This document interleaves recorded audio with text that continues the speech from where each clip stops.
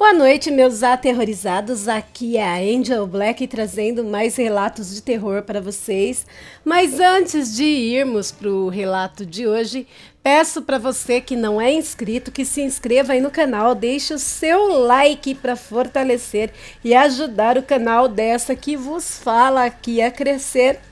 E compartilhe com seus amigos e também em todas as suas redes sociais. Agora, se você não gostar, compartilhe com os seus inimigos e se vingue deles. Também não deixem de estar ativando as notificações do canal, tocando o sininho das notificações. Só assim então, sempre que tiver conteúdo novo aqui no canal, você será notificado. Dados os recados, vamos ao relato de hoje. Meus amores, esse relato de hoje foi um relato que eu vi num canal mexicano em espanhol e eu traduzi a primeira parte para vocês, para o português, e estarei narrando para vocês. Separem aí a pipoca, o refrigerante, respira fundo, porque é tenso, hein? Garanto que vocês vão gostar muito e vão ficar ansiosos pela segunda parte. No final do vídeo falarei mais sobre tal canal e deixarei na descrição do vídeo o link para quem quiser estar indo conhecer e o nome do canal também. Bom, bora lá? Nome do relato: Dupla Vingança, Amor de Mãe e Lobisomens.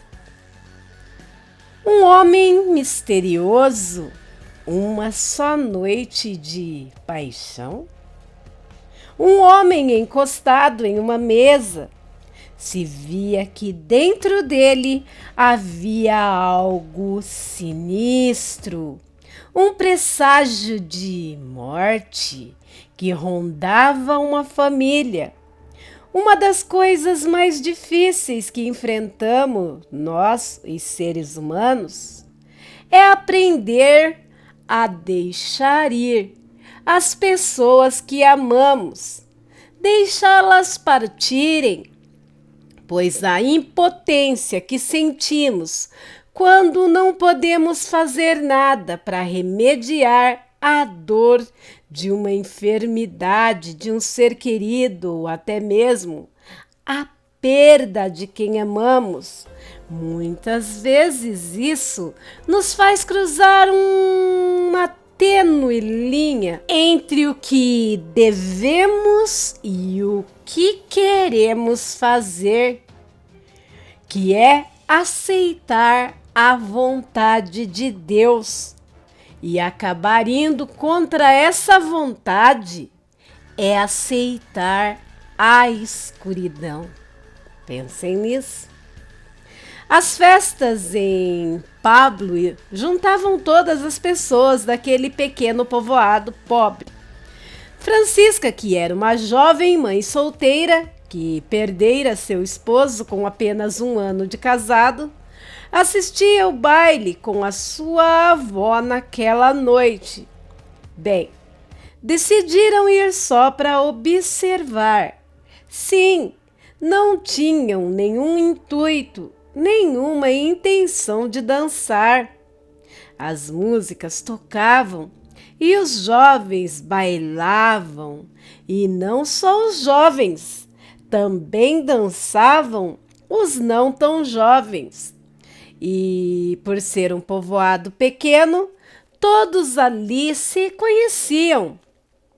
Francisca viu algo que lhe chamou a atenção. Voltou seus olhos para uma direção em particular. Sentiu-se como se alguém a observasse em meio a toda aquela gente. De vez em quando, um homem jovem a observava de longe. Ele se sobressaía entre todos os outros, pois era bem alto e a sua misteriosa postura e personalidade, por momentos seus olhos se cruzaram. De pronto, aquele homem atravessou a pista de dança e se pôs de frente com Francisca e sua avó, que ficou muito nervosa.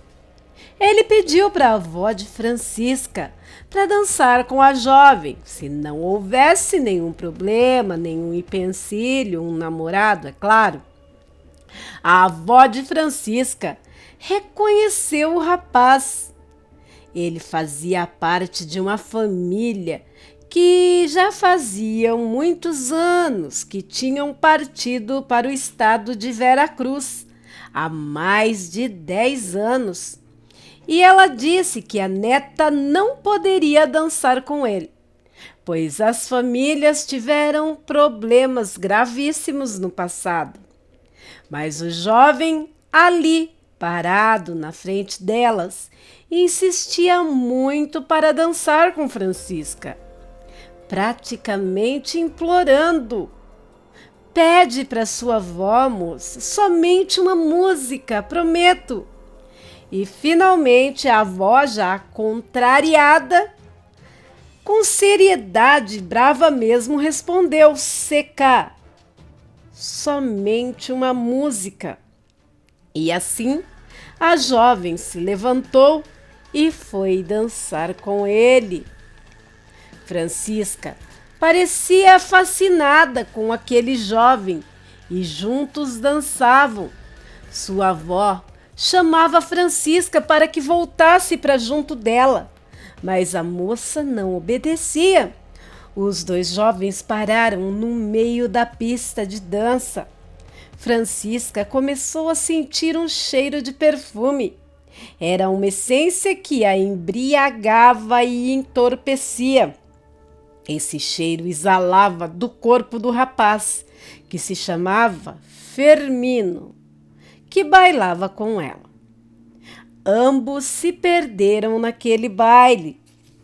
Sua avó não conseguia mais vê-los no meio das pessoas e nunca que ela os veria, pois Fermino arrastava a moça para os corredores mais escuros, ou seja, para as partes mais escuras. Francisca parecia drogada com aquele homem que a tirou do povoado e a levou para distante. A moça havia perdido a razão.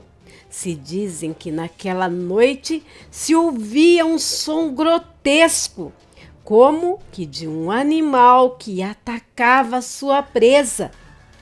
No dia seguinte, Francisca acordou no meio do mato, em um monte ou montanha. Estava desorientada, com as roupas rasgadas, hematomas por todo o corpo. Atordoada, ela se levantou e, cambaleante, rumou até sua casa. Ao chegar, encontrou a sua avó muito preocupada, que, aos prantos, lhe perguntou onde ela tinha se metido e o que tinha se passado entre ela e o cavalheiro da noite passada. Francisca não sabia explicar o que havia acontecido no tempo em que passara com aquele homem. Só sentia muitas dores pelo corpo, mas lembranças, essas ela não tinha nenhuma. Logo se descobriu que Francisca estava grávida, trazendo assim muitos problemas com sua família. E ao nascer do seu filho, aí sim que vieram problemas. Mesmo na hora do parto, os animais do curral se mostraram nervosos, agitados, assustados. Os cães latiam e se dizem que vários corvos voavam ao redor da casa. Teve ocasiões que eles pousaram nas árvores e se puseram a observar aquele nascimento. Nos dias seguintes, a avó de Francisca faleceu e em seu leito de morte ela confessou que aquele jovem com quem Francisca havia dançado era seu próprio irmão, que seu pai havia tido um filho com outra mulher, porém era gente muito ruim, que praticava bruxaria pesada e que a mesma tivesse muito cuidado, porque se alguém algum dia tivesse que tomar alguma decisão sobre o seu filho, sim, o filhinho dela, e se ela não tomasse a decisão correta, traria muitas desgraças sobre si e sua família, pois às vezes os próprios animais nos mostram os sacrifícios e abnegações que devemos fazer como pais, e nos mostram também até onde somos capazes de chegar por nossos filhos. Na realidade, o nosso amor desenfreado que temos por eles nos move a fazer as coisas mais impossíveis por nossos seres queridos. Na realidade, esse sentimento desmedido e o que nos repele, na verdade, é o que nos repele a fazer coisas más.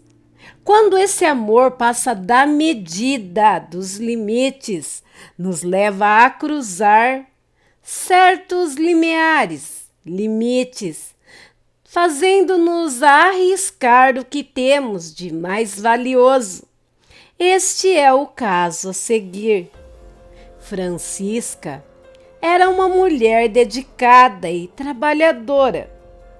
Como era mãe solteira, tinha que criar seus filhos sozinha. Ambos eram a razão de sua existência. O mais velho se chamava Miguel.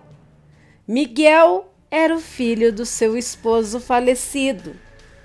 E o menorzinho, Fernando. Mesmo sendo criados sem a figura paterna, eram garotos exemplares e ambos se distinguiam por serem bons alunos na escola e também trabalhadores. Francisca deixava passar várias oportunidades de refazer a sua vida, pois se entregou de corpo e alma na criação de seus filhos. E tudo corria bem, corria sim. Mas ao entrar na adolescência, Fernando, o caçula, começou a ter sérias complicações de saúde, pois começou a ter sintomas muito poucos comuns em uma pessoa de sua tão tenra idade. Foi diagnosticado com esclerose, doença degenerativa que pouco a pouco lhe atrofiava todas as extremidades de seu corpo, causando-lhe dores insuportáveis. E o mais triste era que os médicos não lhe davam grandes expectativas de vida. Tudo mudou para pior na vida dessa família, pois Fernando pouco a pouco perdia a mobilidade de seu corpo.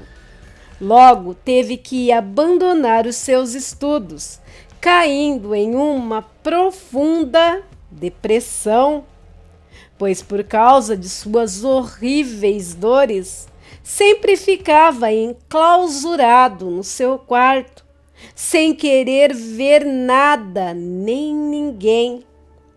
Assim se passaram os dias, e apesar de todos esses problemas, Francisca Sempre mostrava-se otimista e alegre, bem, pelo menos na frente dos outros. E todos a olhavam com admiração. Mas quando ficava sozinha no seu canto, a mesma desabava em prantos, causados por tamanha tristeza, dor e sofrimento, causados pela enfermidade de Fernando, seu filho caçula, e também das demais pressões do dia a dia, por ser o pilar que sustentava sua casa, sua família. A mesma trabalhava de sol a sol em sua granja, já que ganhava sua vida engordando os animais e plantando e colhendo legumes, com a ajuda do seu primeiro filho, Miguel, que apesar de ter um bom coração e não lhe dar muitos gastos, despesas, a maior parte do dinheiro era usado com os custos médicos de Fernando, que estava cada vez pior. Nada de melhorias em sua saúde. Fernando sofria muito, vendo o sofrimento de sua mãe e de seu irmão, com quem sempre foram muito unidos. Lhe doía saber que seu irmão havia deixado de levar uma vida como qualquer jovem de sua idade, para viver ali, trabalhando de sol a sol em desesperança. Bem, mas Miguel sabia que a única maneira que ele tinha para ajudar a sua mãe, a sua família, era trabalhando e estudando, para algum dia sair daquela pobreza miserável. Mas quando estava próximo de terminar os seus estudos, estava realmente assim realizado, pois seria uma alegria que ele traria para a família. Seria uma alegria que a família dele poderia experimentar em meio a tanta dor, pois Francisca ficaria muito orgulhosa do seu filho. Depois de um tempo, recebeu uma oferta de trabalho, que teria um ganho maior, mas seria no novo estado. Leon Miguel não sabia se aceitava ou não aquele emprego, pois sabia que seria muito difícil para sua pobre mãe dar conta de atender todas as necessidades de Fernando e desempenhar o seu trabalho, tanto na granja quanto na lavoura. Sua mãe lhe disse que ele não poderia perder essa oportunidade de jeito nenhum. Ela ficaria muito triste se ele assim o fizesse. Então, o jovem, mesmo com o coração apertado, aceitou e deixou a sua família, mas com a esperança de poder ajudá-los. Os primeiros meses foram muito difíceis para Miguel, pois nunca havia se separado de sua família e ainda tinha os problemas de saúde de seu irmão. Todos os dias, quando chegava na casa, depois de um duro dia de trabalho, sempre à noitinha, ligava para sua mãe para saber de seu irmão. Sua mãe, Francisca, não querendo preocupar o seu filho, sempre dizia que seu irmão estava melhor, de alguma maneira, é claro. E, desse modo, ela tranquilizava Miguel. E, enquanto isso, estava muito longe das palavras dela serem a verdade, pois faziam dias que Fernando passava as noites gritando, sabe, dando gritos aterradores devido às fortes dores que sentia, e se tornava cada vez mais violento, pois não deixava sua mãe cuidar de sua higiene. Seu quarto já estava exalando um odor insuportável, e isso consumia Francisca pouco a pouco. Sorte que ela sempre era apoiada, moralmente pelo menos, né? Por seus pais, que tentavam dar-lhe ânimo para prepará-la para o inevitável desenlace, pois Fernando, o menino, se consumia dia após dia diante dos olhos deles, pois a mesma Francisca não estava preparada para perder seu filho, e em seu desespero, que só aumentava, pois muitos médicos mesmo, só tiravam o dinheiro de Francisca, com enganações e mentiras que no final se provavam ser só isso mesmo, enganação e mentiras. A mãe de Francisca, com muito cuidado, disse à filha que se preparasse para se despedir de seu filho. Mas a mesma respondeu em negação, muito ofendida e brava. Ela reclamava com sua mãe, perguntava: Por quê? Por que, mãe? Você deseja a morte do meu filho? Ela não entendia que a mãe só queria ajudar. Na mente dela, a mãe só estava querendo causar-lhe mais dor e desesperança. O tempo se passava. Já a esperança de salvar seu filho, essa continuava em seu coração, fixada no coração de Francisca. Um dia, o destino dessa família voltaria a mudar radicalmente, pois uma das comadres de Francisca comentou com ela sobre alguém que talvez pudesse ajudar. Ela soube que em Vera Cruz existia alguém que poderia curar o seu filho. A tal pessoa tinha uma fama, a fama de curar pessoas com enfermidades terminais. Francisca nunca foi de acreditar em tais facetas sobrenaturais, mas não tinha mais nada a perder. Ela já tinha tentado de tudo e tudo sem respostas. Então, resolveu tentar essa outra alternativa. Então, ela viajou para o estado de Vera Cruz com a sua comadre para ir ao encontro do tal curandeiro. E foi muito difícil encontrar o mesmo, pois ele vivia em uma pequena comunidade de difícil acesso. Quando chegaram, o mesmo as recebeu e elas lhe contaram bem esclarecidamente o seu problema, o que tinha as levado até aquele homem. O homem, que já era um ancião, as ouviu atentamente, só que no mais absoluto silêncio. Francisca se quebrou, caiu de joelhos e suplicava, agoniada, ali, ajoelhada.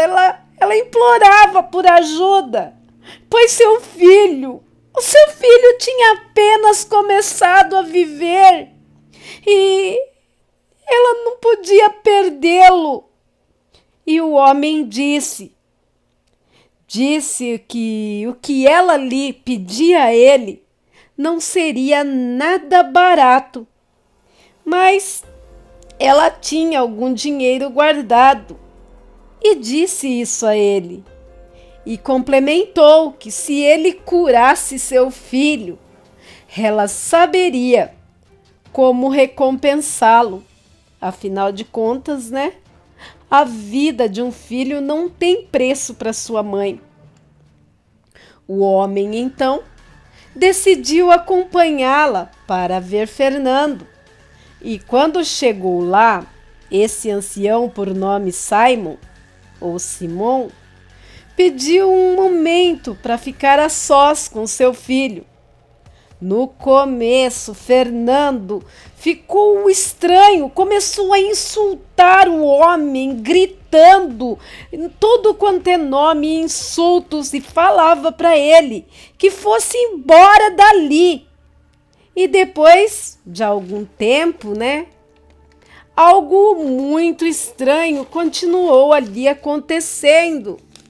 Mas depois de muitos gritos e insultos, toda aquela algazarra, aquele escândalo cessara. E isso parecia ainda mais estranho. Então Francisca, ela foi ver se tudo estava bem. Tocou na porta durante 3 vezes e Simon abriu. Francisca entrou e encontrou Fernando dormindo profundamente. Simon chamou Francisca para que saíssem do quarto e já fora do mesmo, Francisca, né, com medo da resposta, tremendo mais que vara verde, timidamente perguntou ao ancião se o seu filho teria chances de cura. Ela só ouviu o silêncio. O homem, depois de um tempo, olhando em seus olhos, disse que a enfermidade de seu filho já estava por demais avançada e que seu filho estava com os dias contados. Isso foi um balde de água fria, gelada para aquela mãe que começou a chorar desconsoladamente, implorava, pedia. Sabia aquela dor, ela parecia estar se destruindo por dentro. Os prantos daquela mãe, nossa, amoleceria o coração de qualquer um. E aquele ancião pareceu ficar comovido com as lágrimas de desespero de Francisca.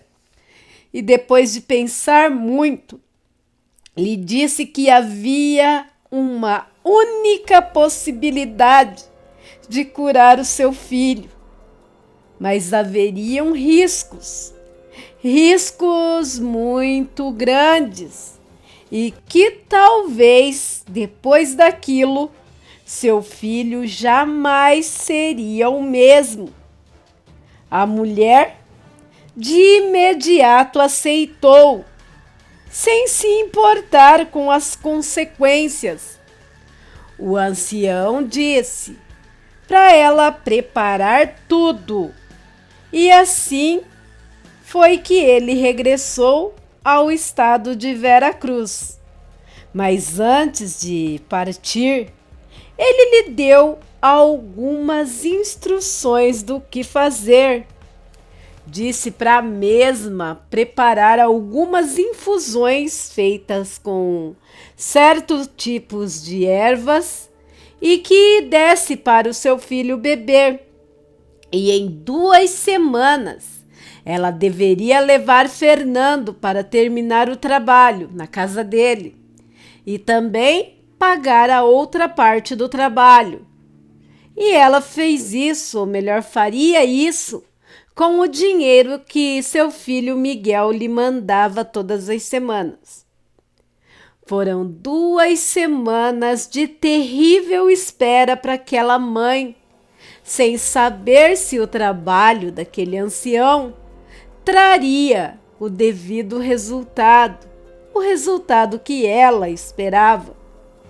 E enfim, chegou o dia em que o ancião finalmente confessou que poderia sim salvar o filho de Francisca. Só que haveria consequências. O menino trazia algo dentro do corpo que queria sair, pois o seu sangue corria maldade e que havia pessoas que poderiam controlá-lo, pois o estado de seu filho ela não iria conseguir controlar. O filho dela trazia dentro de si um nagual, ou seja, uma fera que quer viver e quer sair. E isso causará muitos danos ao seu filho. E o mesmo será maldito, pois se trata de um fruto de um relacionamento com o seu próprio sangue, com tua família. Bom, mas eu posso ver e sentir que você não foi culpada. O que aconteceu não foi com o seu consentimento. O que fizeram para lhe causar danos, você não é responsável. Mas agora, tudo o que está por vir será sua decisão. Tu mandas. Francisca, então, recordou-se das palavras de sua avó no leito de morte sobre o amor de uma mãe. E naquele momento, o bruxo viu nos olhos de Francisca que ela jamais permitiria que seu filho morresse. Assim, fizeram. Em uma grande mesa, colocaram o menino nu de bruços. E esse trabalho com o menino foi feito durante 2 horas. Francisca decidiu ficar sempre ali, junto do seu filho.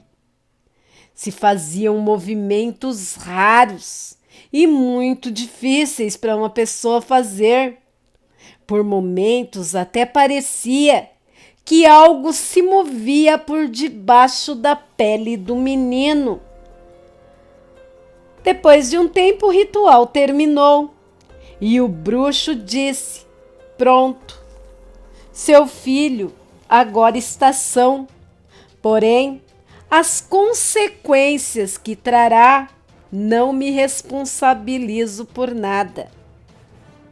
Vão com cuidado e reze muito, mãe, e coloque nele esse escapulário.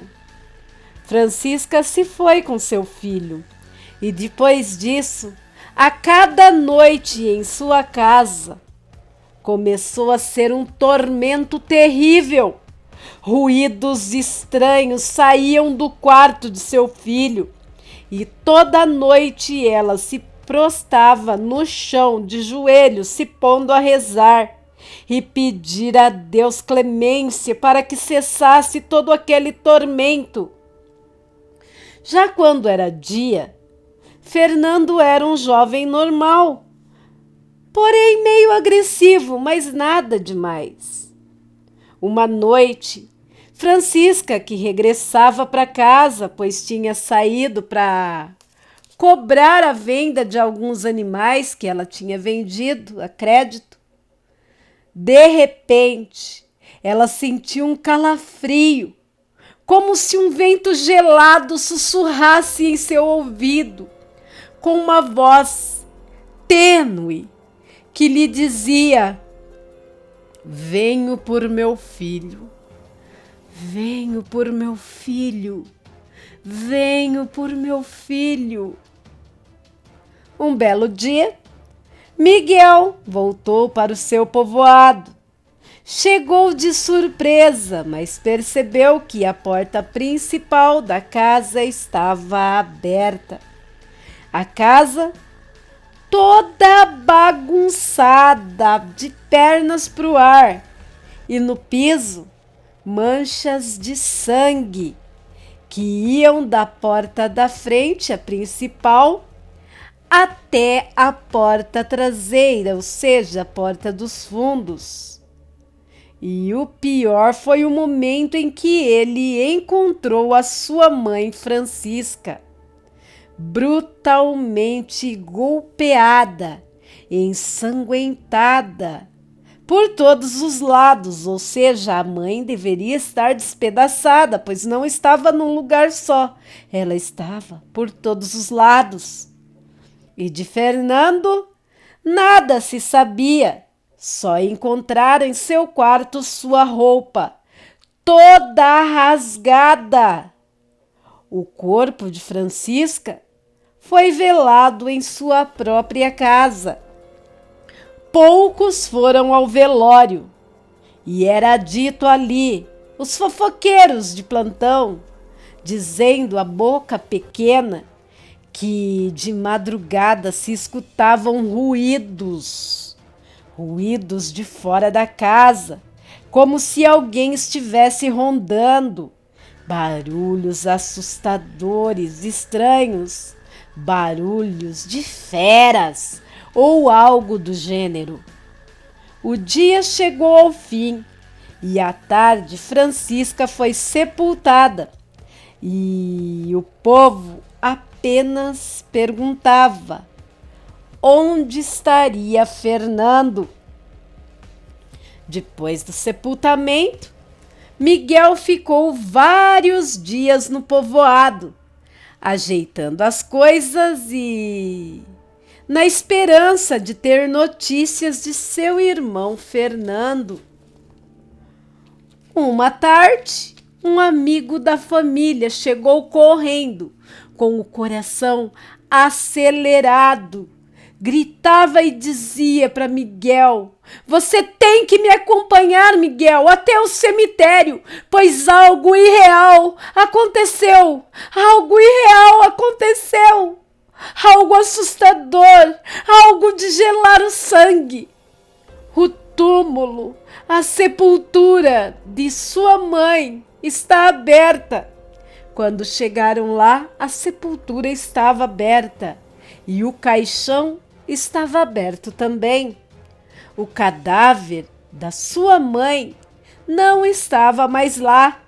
A lápide estava toda arranhada. Por incrível que pareça, estava marcada como se tivesse feito aquelas marcas com garras por todos os lados. O caixão também tinha sido aberto com garras. O povo do povoado dizia que o seu filho Fernando tinha regressado por sua mãe, pois se tinha algo de verdadeiro era o amor dela pelos filhos, e que o mesmo teria levado o corpo, certo que sabia do perigo que a rodeava, e o seu amor por ela era demasiadamente grande. Continua no próximo vídeo. Meus aterrorizados, o que vocês estão achando dessa história? A dupla vingança. Uma história de amor de mãe e lobisomens. Deixem as suas opiniões nos comentários desse vídeo. A sua opinião é muito importante para mim. Vou deixar o link do vídeo na descrição desse vídeo para vocês estarem indo conhecer o canal Arloff Relatos de Terror. Só que lá os relatos são todos em espanhol, tá bom? Mas é maravilhoso, maravilhoso. Logo eu estarei traduzindo a outra parte e trarei para vocês. Tem partes que eu modifiquei alguma coisinha, mas não tirei o sentido da palavra. Fiz uma releitura do relato, tá bom? Bom, se você ficou até o final do vídeo, não é inscrito no canal, se inscreve aí. Para mim será uma honra ter você fazendo parte da minha família, do meu clã, da minha alcateia. Seja bem-vindo e se inscreve aí. Peço a todos que não saiam desse vídeo sem deixar o seu gostei, o seu like, o seu joinha, sem se inscrever no canal, né? Se for o caso de quem não é inscrito, compartilhar esse vídeo para mais e mais pessoas estarem conhecendo o canal e vindo fazer parte de nossa família. E também ativar o sininho das notificações para estar sempre recebendo o conteúdo do canal desta aqui que vos fala. Falou? Também peço para você que puder ajudar o canal, ó, pode fazer isso, meu amor, usando o super chat, os super stickers. Quando acaba a estreia, você pode usar também o valeu demais. Lembrando que toda ajuda é bem-vinda. Também tem a opção do Pix.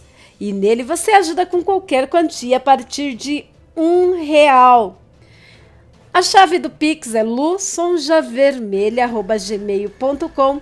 Tudo em letrinhas minúsculas e estará anexado no primeiro comentário e também na descrição do vídeo. Lembrando que toda ajuda é bem-vinda e eu já deixo aqui a minha mais sincera gratidão a todos que puderem estarem dando esse up para o canal. Bom, o e-mail usado como Pix também é usado para você enviar seus relatos, seus contos, suas experiências, seus casos, e eu estarei narrando para todos que por aqui passarem. Será uma honra muito grande para mim. Inclusive já tem vários relatos na fila, logo eu estarei contando, tá, meus amores? E também, se você não quiser se expor e nem expor os demais envolvidos no seu relato, eu, Angel Black, garanto sim o seu anonimato. Na descrição do vídeo também tem muita coisa interessante, basta que você pesquise que você encontrará. Também tem as playlists do canal recheada de vídeo. Olha, se eu fosse vocês não perderiam não. E ainda tem mais 3 canais da Angel que você pode estar indo conhecer e prestigiar. Tem o canal de cortes, relatos, casos criminais, entre muitos outros assuntos. Um canal eclético, um tudão da Angel. Também tem o canal Viajando no Tempo, no plano físico e também no plano astral. Um canal para minha, para nossa evolução espiritual. Também tem o canal da Angelzinha, contando historinhas e vivendo aventuras com os seus pequenos. Vale a pena ir conferir. Eu estarei esperando vocês de braços e coração aberto. Também vocês podem me achar no TikTok, no Kawaii, Facebook, Instagram, aí um monte de redes sociais. E é isso, meus amores. Bom, quero agradecer a todos os canais parceiros, a todos os grupos e páginas que me ajudam na criação e divulgação do meu trabalho. Gente, desculpa o barulho, eu bati a mão no fone, tá? Então, a todos os grupos e páginas que me ajudam na criação e divulgação do meu trabalho e principalmente agradecer a todos vocês, meus amores, meus inscritos, meus aterrorizados. Sem você não existiria canal, não existiria Angel Black e esse sonho maravilhoso não estaria se tornando essa linda realidade, né? Tudo isso é graças a vocês. Bom, meus amores, vou parando por aqui. Já deixando com vocês o meu coração, que ele já é de vocês, e isso vocês já sabem, tá? Boa noite, meus aterrorizados. Tenham bons sonhos. Eu amo vocês demais e até o próximo vídeo. Fui!